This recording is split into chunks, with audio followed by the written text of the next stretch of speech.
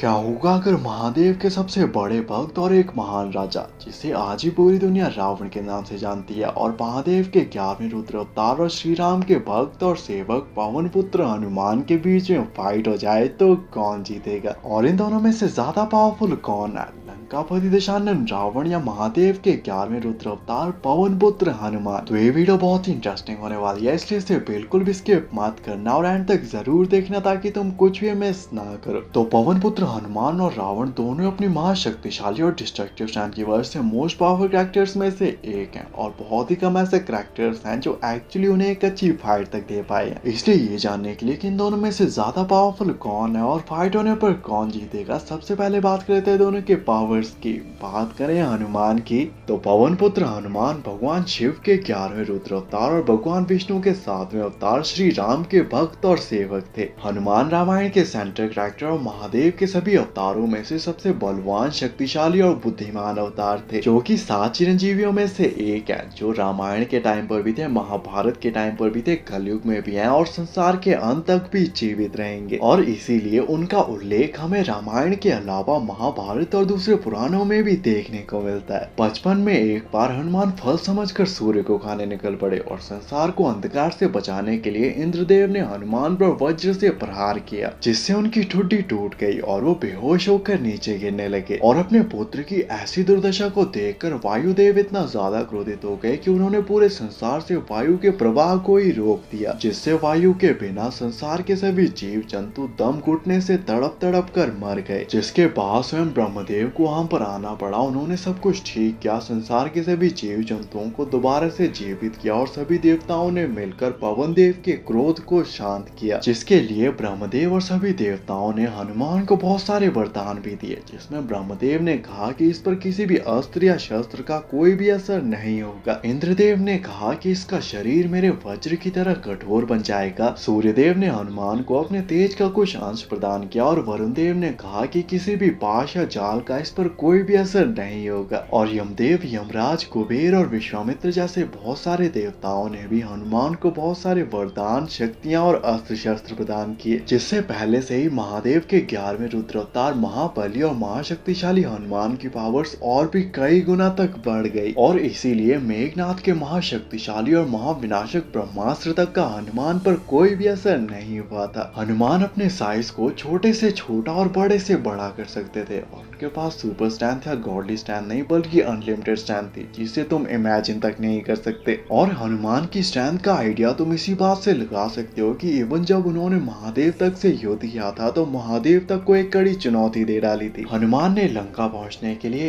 एक ही छलांग में 100 योजन की दूरी तय की थी, जिससे इतनी पावर और शॉक वेव जनरेट हुई कि जिस पहाड़ से उन्होंने छलांग लगाई वो पाताल में धंस गया था। और लंका पहुंचकर उन्होंने अकेले ही हजारों महाशक्तिशाली राक्षसों को हराकर पूरी लंका को जला दिया था, जिसका रावण तक पर एक गहरा प्रभाव पड़ा था। और इवन जब अंगद शांति संदेश लेकर आता है तो रावण कहता है कि राम से कौन डरता है, वो दोनों तो बस सन्यासी है, हमें चिंता तो उस वानर की है जिसने अकेले ही पूरी लंका को जला डाला। और महाभारत के टाइम पर खुद को महाबली और सर्वशक्तिशाली समझने वाले भीम हनुमान की पूंछ तक को जमीन से नहीं उठा पाए थे। तो ये थी हनुमान की पावर्स। और हनुमान की पावर्स को अच्छे से जान लेने के बाद अब बात कर लेते हैं रावण की और जानने की कोशिश करते हैं कि आखिर रावण कितना पावरफुल है। तो रावण महादेव का सबसे बड़ा भक्त और अपने टाइम का सबसे इंटेलिजेंट राजा था, जिसे 6 शास्त्र और 4 वेद पूरी तरह से याद थे। रावण महान ऋषि विशर्वा और राक्षसों की रानी कैकेयी का बेटा था, इसलिए वो ब्राह्मण और असुर दोनों था। और इसीलिए उसमें उसके पिता की तरफ से तेज दिमाग और उसकी माता की तरफ से राक्षसी गुण और शक्तियां पहले से मौजूद थी, जिसके बाद उसने अपनी कठोर मेहनत और कठोर तपस्या से इतनी ज्यादा शक्तियों और सिद्धियों को प्राप्त कर लिया था कि वो तीनों लोकों में सबसे शक्तिशाली बन चुका था। रावण ने एक बार घोर तपस्या के दौरान ब्रह्मदेव को अपने 10 सिर चढ़ाए, जिससे प्रसन्न होकर ब्रह्मदेव ने रावण को अमृत का वरदान दिया, जिससे रावण इमॉर्टल हो गया और उसके पास सुपरनैचुरल हीलिंग और रीजनरेशन की पावर्स भी आ चुकी थी। और इसीलिए जब भी कोई फाइट के दौरान रावण के सिर या किसी भी बॉडी पार्ट को काट देता था तो रावण मरता नहीं था, बल्कि वहां पे उसका दूसरा सिर आ जाता था। और ब्रह्मदेव के इस वरदान की वजह से किसी भी देव, दानव, राक्षस, सूर, असुर या नाग का रावण को मारना या हार्म करना संभव था। और और रावण को सिर्फ कोई मानव ही मार सकता था। रावण एक कुशल राजा था जो हमेशा अपनी सेना के आगे चलता था और उसने बहुत सारे युद्ध बगैर सेना के अकेले भी जीत लिए थे और तीनों लोगों में किसी के लिए भी उसको हरा पाना लगभग असंभव था। इसलिए उसने एक बार यमराज पे आक्रमण करके उसे हरा दिया था, कुबेर से उसका पुष्पक विमान छीन लिया था और शनिदेव से भी युद्ध करके उसे बंदी बना लिया था। रावण बहुत ही ज्यादा ड्यूरेबल था और इवन वज्र, सुदर्शन और ब्रह्मास्त्र तक उसके आर्मर को तोड़कर उसके पार नहीं जा सकते थे और इसीलिए इंद्रदेव और वरुण देव जैसे देवता सिर्फ उसका नाम सुनते ही वहां से डरकर भाग जाते थे। रावण के रीजनरेशन और फाइटिंग स्किल्स का एग्जाम्पल हमें फाइनल फाइट में मिलता है, जहाँ पे उसने अपने सैकड़ों सिरों को दोबारा से रीग्रो किया था, लक्ष्मण और हनुमान जैसे महाप्रतापी योद्धाओं को हरा दिया था और वानरों की आधे से ज्यादा सेना को ब्रह्मा के तमसास्त्र से एक ही अटैक में मार डाला था। रावण के पास इमेंस स्ट्रेंथ थी पर वो कभी भी फाइट के दौरान अपनी फुल स्ट्रेंथ का यूज नहीं करता था, क्योंकि उसे हमेशा डर लगा रहता था कि वो सब कुछ डिस्ट्रॉय कर देगा। साथ ही रावण के पास superman strength, speed, stamina, durability और फ्लाई जैसी पावर्स भी थी, जो कि एक ट्रेंड वॉरियर था और वो हर तरह के कॉम्बैट और वेपन्स को यूज करना जानता था। रावण डॉक्टर स्ट्रेंज की तरह अपने ओपोनेंट्स के मूव्स को प्रोटेक्ट कर सकता था, अपने मल्टीपल क्लोन्स बना सकता था और एंटमैन की तरह अपने साइज को छोटा बड़ा भी कर सकता था। और रावण की हर एक वेपन सुपर डिस्ट्रक्टिव और मैजिकल होती थी, जो कि पूरे के पूरे प्लैनेट्स को एक ही सेकंड में डिस्ट्रॉय कर सकता था। ये थी रावण की पावर्स और रावण और हनुमान की पावर्स को अच्छे से जान लेने के बाद अब बात कर लेते हैं फाइट कंपैरिजन की और जानने की कोशिश करते हैं कि इन दोनों में से ज्यादा पावरफुल कौन है और फाइट होने पर कौन जीतेगा। तो रावण बहुत ही पावरफुल कैरेक्टर है, जो कि महादेव का सबसे बड़ा भक्त और अपने टाइम का सबसे इंटेलिजेंट राजा था, जिसके टाइम पर उसका राज्य सबसे ज्यादा समृद्ध था और उसने सोने की लंका बना रखी थी। जबकि हनुमान महादेव के 11वें रुद्र अवतार और श्री राम के सेवक थे और वो महादेव के सभी अवतारों में से सबसे शक्तिशाली, बलवान और बुद्धिमान अवतार थे। रावण अपनी फुल स्ट्रेंथ के साथ हनुमान पर अटैक करेगा, पर हनुमान बहुत ही ज्यादा शक्तिशाली और ड्यूरेबल थे, जिनका शरीर वज्र जैसा कठोर था और उन पर किसी भी अस्त्र या शस्त्र का कोई भी असर नहीं होता था। इसलिए हनुमान रावण के किसी भी अटैक को इजिली डॉज या सर्वाइव कर सकते हैं, जबकि हनुमान अपने एक ही गदा के वार से रावण को जान से मार सकते थे। हनुमान रावण से कई गुना ज्यादा स्ट्रॉन्ग और पावरफुल थे और वो रावण को मार भी सकते थे, पर रावण महादेव का सबसे बड़ा भक्त था और हनुमान उन्हीं महादेव के 11वें रुद्र अवतार थे। साथ ही रावण को ब्रह्मदेव का भी वरदान प्राप्त था, जिससे कोई मानव ही उन्हें मार और हरा सकता था। इसलिए हनुमान ब्रह्मदेव के वरदान को भी विफल नहीं करना चाहते थे। और क्योंकि भगवान विष्णु भी पाप का नाश करने और रावण को मारने के लिए 7वीं बार श्री राम का अवतार लेकर धरती पर आ चुके थे, इसलिए हनुमान ने रावण से युद्ध करने के बजाय श्री राम की सिर्फ सहायता की। इसलिए वो रावण से दूर रहे, वरना अगर वो चाहते तो अपने एक ही पंच से रावण को इजिली मार या हरा सकते थे। इसलिए उन्होंने सीता माता से भी कहा था कि आप सिर्फ हाँ कीजिए और लंका में कोई भी ऐसा नहीं है जो मुझे आपको श्री राम से मिलाने से रोक सके। रावण बहुत ही ज्यादा स्ट्रॉन्ग और पावरफुल था, पर स्ट्रेंथ के मामले में हनुमान रावण से कई गुना ज्यादा बलवान थे और अगर इवन रावण और बाली की स्ट्रेंथ को भी मिला दिया जाए तब भी हनुमान उनसे अकेले ही ज्यादा स्ट्रॉन्ग थे। इन दी एंड हालांकि ये फाइट कभी नहीं हुई, पर अगर होती तो ये फाइट 2 ही मिनट में खत्म हो जाती, जिसमें रावण हारता या मरता ये डिपेंड करता है इस बात पर कि हनुमान अपने पंच में अपनी कितनी शक्ति का प्रयोग कर रहे हैं। और फाइट में चाहे जो भी होता, इन दी एंड जीतते लॉर्ड हनुमान ही। बाकी आपके हिसाब से इस फाइट का क्या पॉसिबिलिटीज हो सकती है और नेक्स्ट वीडियो किस टॉपिक पे बनानी चाहिए, कमेंट करके जरूर बताना। ऐसी अमेजिंग वीडियोस के लिए चैनल को सब्सक्राइब कर देना एंड थैंक्स फॉर वॉचिंग।